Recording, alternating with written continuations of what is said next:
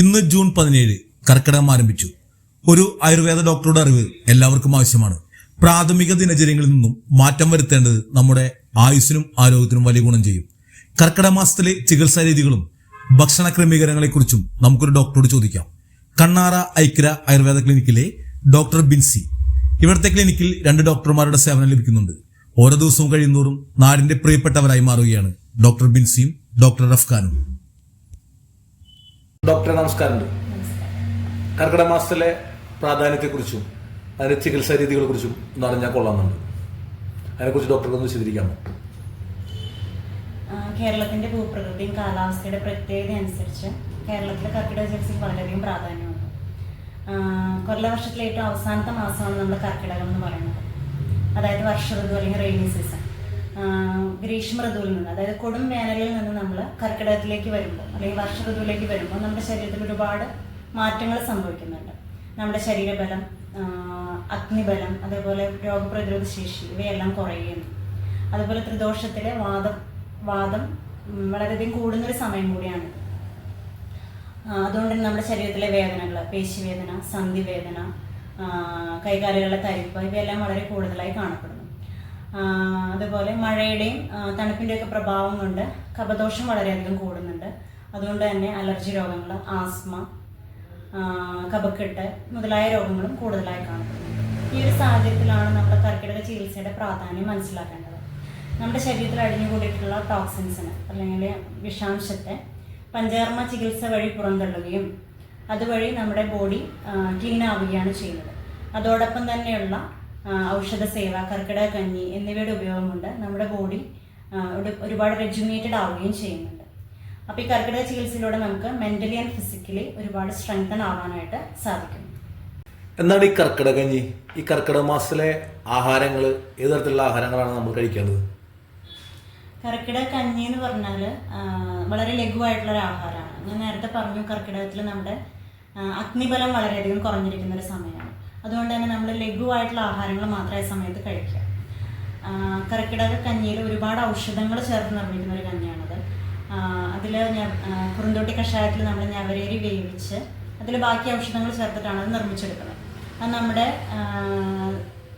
ദഹനബലം കൂട്ടാനും അതേപോലെ വാദസംബന്ധമായിട്ടുള്ള രോഗങ്ങൾക്കൊക്കെ വളരെയധികം ഗുണപ്രദമാണ് കർക്കിടക കഞ്ഞി. അത് നമുക്ക് 7 ദിവസം മുതൽ 1 മാസം വരെ അത് കഴിക്കാം. മിനിമം 7 ദിവസമെങ്കിലും നമ്മളത് സേവിക്കണം. പ്രധാന ആഹാരമായിട്ട് നമ്മൾ രാവിലെയോ വൈകിട്ടോ ഏതെങ്കിലും ഒരു നേരത്ത് നമുക്കത് കഴിക്കാം. രാത്രിയാണ് കഴിക്കുന്നതെങ്കിൽ അതിന് മീതെ ആഹാരം കഴിക്കാതിരിക്കുക. അതൊരു പ്രധാന ആഹാരമായി കണ്ട് കഴിക്കുക. പിന്നെ എല്ലാവർക്കും നമുക്കിത് കഴിക്കാം. ഇതിൽ ഒഴിവാക്കേണ്ട ആൾക്കാർ കുട്ടികൾ, ഗർഭിണികൾ, അതുപോലെ ഗുരുതരമായിട്ട് ഹൃദ്രോഗമുള്ളവർ, ക്യാൻസർ രോഗമുള്ളവർ, ഇവരെല്ലാം ഇത് ഒഴിവാക്കുന്ന ഉത്തമമായിരിക്കും. കർക്കിടക കഞ്ഞി കഴിക്കുമ്പോൾ എപ്പോഴും ഒരു ആയുർവേദ ഡോക്ടറുടെ നിർദ്ദേശപ്രകാരം കഴിക്കാനായിട്ട് നമ്മൾ ശ്രദ്ധിക്കാം. കാരണം ഓരോ രോഗത്തിനനുസരിച്ച് നമുക്കതിൽ മാറ്റങ്ങൾ വരുത്തി കഴിക്കേണ്ടതായിട്ടുണ്ട്. ഇപ്പോൾ ഡയബറ്റിക് ആയിട്ടുള്ളൊരു പേഷ്യൻ്റ് ആണെങ്കിൽ ആൾക്ക് ഞവരേരി എന്നുള്ളത് ആളുടെ ഷുഗർ ലെവൽ കൂട്ടാനായിട്ട് കാരണമാകും. അതുകൊണ്ട് തന്നെ നമുക്ക് അതിന് പകരം ഗോതമ്പ് ചേർക്കുകയോ അല്ലെങ്കിൽ ഉലുവക്കഞ്ഞിയായിട്ട് കഴിക്കുകയൊക്കെ ചെയ്താൽ അത് ആളുടെ ഷുഗർ കുറയ്ക്കാനും ആളുടെ ഹെൽത്തിനെ അത് സപ്പോർട്ട് ചെയ്യുകയും ചെയ്യും. ഇനി കർക്കിടകത്തിൽ നമ്മൾ പാലിക്കേണ്ട ആഹാര വിഹാര രീതികൾ, ദഹനബലം കുറവായതുകൊണ്ട് തന്നെ നമ്മൾ ലഘുവായിട്ടുള്ള ആഹാരങ്ങൾ വേണം കഴിക്കാനായിട്ട്. നന്നന്ന് പാകം ചെയ്തെടുക്കുന്ന ആഹാരം ചെറു ചൂടോടുകൂടി കഴിക്കാനായിട്ട് ശ്രദ്ധിക്കുക. ഫ്രിഡ്ജിൽ വെച്ചതോ പഴകിയതോ ആയിട്ടുള്ള ആഹാരങ്ങൾ ഒഴിവാക്കുക. പിന്നെ കട്ടിയുള്ളതും ദഹിക്കാൻ ബുദ്ധിമുട്ടുള്ളതുമായിട്ടുള്ള ആഹാരം ഒഴിവാക്കുക. പിന്നെ നമ്മൾ മഴക്കാലം ആയതുകൊണ്ട് നമ്മുടെ കിണറിലെ വെള്ളം പോലും കണ്ടാമിനേറ്റഡ് ആവാനായിട്ടുള്ള ചാൻസസ് കൂടുതലാണ്. അതുകൊണ്ട് തന്നെ നമ്മൾ തിളപ്പിച്ചാറിയിട്ടുള്ള ചെറിയ ചൂടുവെള്ളം മാത്രം കുടിക്കുക. ഇപ്പോൾ കുട്ടികൾക്കാണെങ്കിൽ നമുക്കതിൽ പനിക്കൂർക്ക അല്ലെങ്കിൽ തുളസിയിലേക്ക് ഇട്ട് തിളപ്പിച്ച വെള്ളം കൊടുക്കാം. മുതിർന്നവർക്കാണെങ്കിൽ ഇതിനോടൊപ്പം തന്നെ വേണമെങ്കിൽ അയമോദകം അല്ലെങ്കിൽ ജീരകം, ചുക്ക് ഇവയെല്ലാം ചേർത്ത് തിളപ്പിച്ച വെള്ളം കുടിക്കാം. പിന്നെ പകൽ ഉറങ്ങുന്നത് എല്ലാവരും ഒഴിവാക്കണം.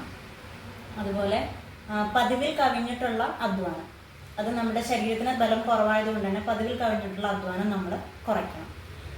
അപരാജിത ധൂപം എന്ന് പറഞ്ഞ മെഡിസിൻ ഉണ്ട്. അത് വെച്ച് നമ്മൾ പുകച്ചു കഴിഞ്ഞാൽ ഒരു പരിധി വരെയുള്ള നമ്മുടെ പകർച്ചവ്യാധികളെല്ലാം നമുക്ക് തടയാനായിട്ട് സാധിക്കും. അതുപോലെ മെയിനായിട്ടുള്ളൊരു കാര്യമാണ് നമ്മുടെ വീടും പരിസരവും വൃത്തിയായിട്ട് സൂക്ഷിക്കും. നിലവിൽ ആളുകൾക്കൊരു ധാരണയുണ്ട് ഇപ്രാവശ്യം കർക്കിടകത്തിന് ഇത്തരത്തിലുള്ള മരുന്ന് ഉപയോഗിച്ചാലോ അല്ലെങ്കിൽ ഇത്തരത്തിലുള്ള ഭക്ഷണങ്ങൾ കഴിച്ചാലോ അടുത്ത പ്രാവശ്യം അത് വീണ്ടും റിപ്പീറ്റ് ചെയ്ത് കഴിക്കുന്നത്? അതൊരു തെറ്റായ ധാരണയാണോ? എന്താണ് ഡോക്ടർക്ക് അതിനെക്കുറിച്ച് പറയാനുള്ളത്? അങ്ങനെ ഒരു തെറ്റിദ്ധാരണ നമ്മുടെ സമൂഹത്തിൽ നിലനിൽക്കുന്നുണ്ട്. അതിൻ്റെ പേരിൽ കർക്കിടകക്കഞ്ഞി പോലും ഒരു വർഷം ഉപയോഗിക്കാൻ മടിക്കുന്ന പല ആൾക്കാരെയും കണ്ടിട്ടുണ്ട്. കർക്കിടക ചികിത്സയുടെ കാര്യത്തിലും അങ്ങനെ തന്നെ.